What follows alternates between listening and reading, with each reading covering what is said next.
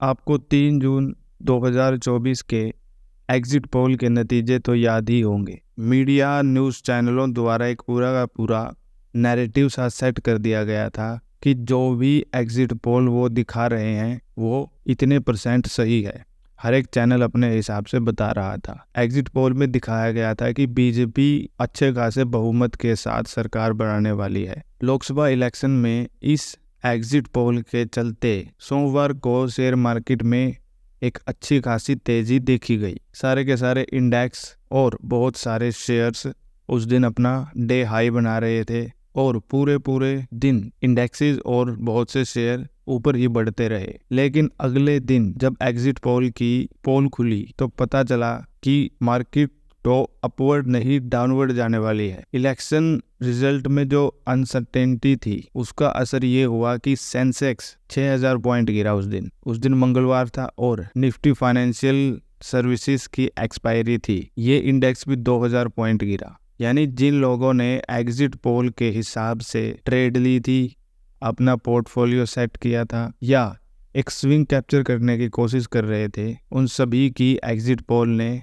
मुंबई की भाषा में बोलते हैं कि वाट लगा दी थी। तो उस दिन ट्रेडर्स और इन्वेस्टर्स ने सीखा कि एग्जिट पोल पर अगर वो ट्रेड लेते हैं या इन्वेस्ट करते हैं, अपना पोर्टफोलियो सेट करते हैं, तो ये एक बहुत बड़ी गलती होगी। ऐसा ही हरियाणा विधानसभा चुनाव में हुआ। हरियाणा और जम्मू कश्मीर विधानसभा चुनाव की एग्जिट पोल 8 तारीख जिस दिन नतीजे घोषित होने थे दोनों राज्यों के चुनाव के, उससे पहले ही आ गए थे। उसमें दिखाया जा रहा था कि हरियाणा में बीजेपी सरकार इस बार सरकार अपनी शायद ना बना पाए, क्योंकि एग्जिट पोल में दिखाया गया था कि हरियाणा में कांग्रेस की 50 से लेकर 70 तक सीटें आ सकती है। लेकिन जिस दिन नतीजे आए यानी 8 अक्टूबर 2024 को सुबह 8 बजे जैसे ही शुरुआती रुझान आने शुरू हुए, उसमें कांग्रेस को एक अच्छी खासी बढ़त मिलती हुई दिखाई दी, जिससे लोगों को लगा कि एग्जिट पोल के नतीजे बिल्कुल सही थे। शुरुआती रुझानों में कांग्रेस की 70 से ज़्यादा सीटें हो गई थी। लेकिन कुछ समय बाद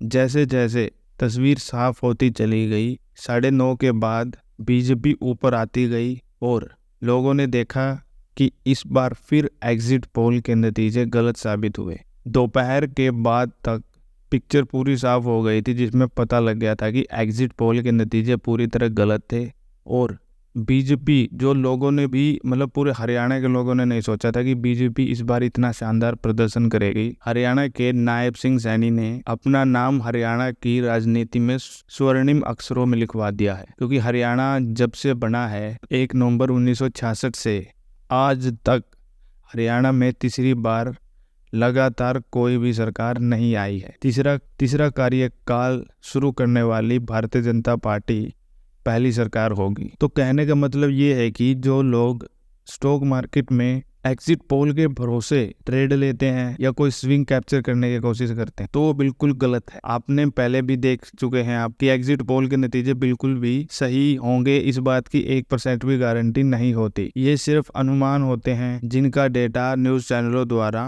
अलग अलग रिसोर्सेज द्वारा कलेक्ट किया जाता है। तो इस बार फिर से एग्जिट पोल ने स्टॉक मार्केट में उन लोगों को फंसवा दिया होगा जिन्होंने एग्जिट पोल पर पूर्णतः भरोसा करके ट्रेड लिया होगा, क्योंकि एग्जिट पोल के हिसाब से मार्केट नीचे जानी चाहिए थी इलेक्शन रिजल्ट वाले दिन, लेकिन बिल्कुल इसका उल्टा हुआ। मार्केट ऊपर गई और मार्केट में पिछले दिनों के हिसाब से एक अच्छी खासी रिकवरी देखने को मिली। इस वीडियो में हम आपको यही बताना चाहते हैं कि राजनीतिक जो खबरें होती है, जिसमें जब भी किसी राज्य के या पूरे देश के इलेक्शन रिजल्ट घोषित होने वाले होते हैं, तो मार्केट में वोलेटिलिटी बहुत ज़्यादा होती है। तो आपको हमेशा ऐसे हालातों में या कहे कि उस दिन आपको बहुत सोच समझ के ट्रेड लेना चाहिए या अपना पोर्टफोलियो डिसाइड करना चाहिए। एग्जिट पोल के नतीजों के साथ साथ आपको ये देखना चाहिए कि एग्जिट पोल के नतीजे किसी ऑफिशियल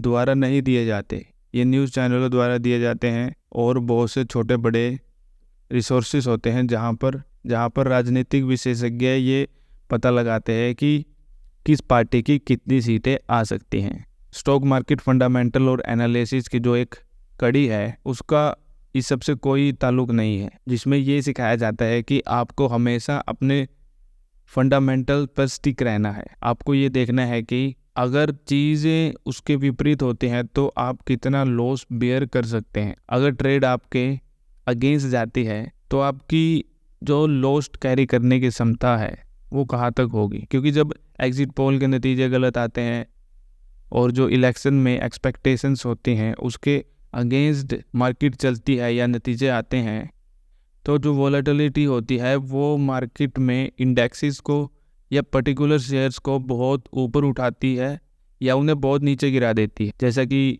मैंने थोड़ी देर पहले आपको बताया था कि 3 जून को सेंसेक्स 2500 पॉइंट ऊपर खुला था और उसने 1100 पॉइंट का एक डे हाई और डे लो के बीच का जो डिफरेंस था वो ग्रीन कैंडल में क्लोज किया था। लेकिन अगले दिन 4 जून 2024 को सेंसेक्स 6000 पॉइंट गिरा। तो आप समझ सकते हैं कि अगर आपने कोई ट्रेड ले रखी है और सेंसेक्स जैसा बड़ा इंडेक्स 6000 पॉइंट गिर जाता है तो आपकी ट्रेड का क्या हो सकता है। जो सेलिंग माइंडसेट वाले लोग होते हैं वो समझ सकते हैं कि सेलिंग में लॉस अनलिमिटेड होता है और प्रॉफिट लिमिटेड होता है। तो इन सब बातों से आपको ये ध्यान रखना है कि एग्जिट पोल जैसे जो भी पैरामीटर्स हैं उसके हिसाब से अपनी स्टॉक मार्केट रणनीति तैयार ना करें। आरबीआई की मॉनेटरी पॉलिसी 9 अक्टूबर 2024 को आने वाली है।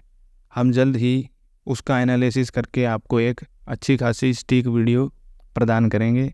तब तक के लिए धन्यवाद। अगर वीडियो पसंद आई हो तो इसे लाइक कीजिए और हमारे चैनल को सब्सक्राइब कीजिए। धन्यवाद।